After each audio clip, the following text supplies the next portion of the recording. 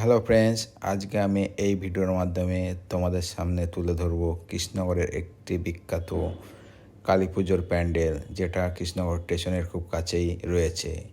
এটা হচ্ছে কৃষ্ণনগরের সাথী ক্লাবের প্যান্ডেল। দেখো, প্যান্ডেলটি চারিপাশ দিয়ে তোমাদের দেখাচ্ছি কত সুন্দর হয়েছে প্যান্ডেলটি।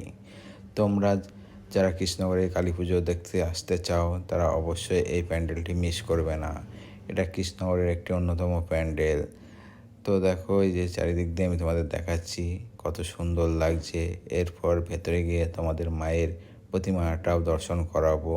তার আগে প্যান্ডেলটা চারিদিকে দেখে নাও, প্রচণ্ড ভিড় হয়। আজকে আমি ফাঁকায় ফাঁকায় এসেছি, তাই ভিডিও করতে পারছি। তাই আমি চারিদিক দিয়ে তোমাদের প্যান্ডেলটি দেখাচ্ছি। তো প্যান্ডেলটি কেমন লাগছে কমেন্ট করে জানাও।